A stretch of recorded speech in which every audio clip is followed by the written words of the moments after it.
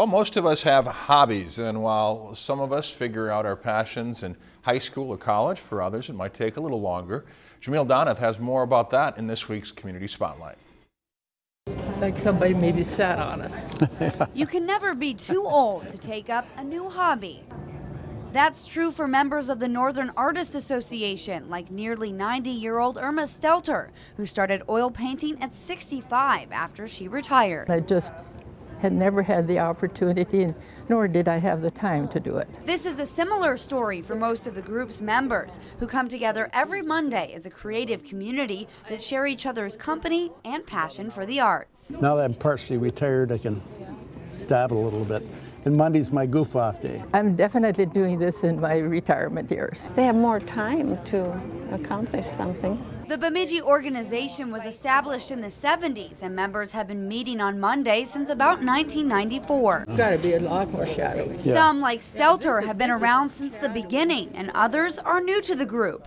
It's what I've aimed toward most of my life, and now I'm there where I can have time for it. The group invites anyone and everyone to join, no matter what their age. However, group members say the time slot just seems to work better with the retired community. Big problem with young people is getting the time during the day. We've had some housewives that come, and they've enjoyed it.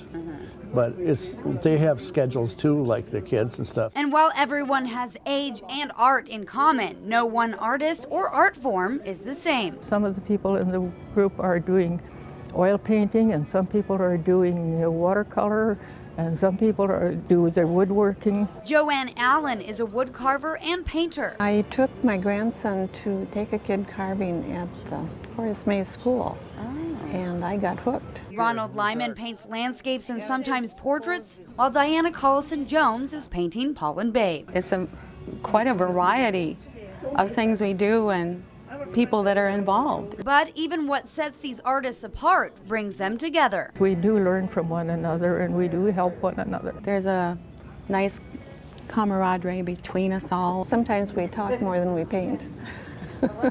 Wood carvers offer advice to painters, and painters make suggestions about wood carving. Sometimes it's easier when you're around a lot of other people that enjoy the same things. It also motivates you to try something different. So for this group of elderly artists, getting older doesn't mean you can't learn new tricks, especially when you have a group of friends and plenty of free time. For this week's Community Spotlight, Jamil Doneth, Lakeland News.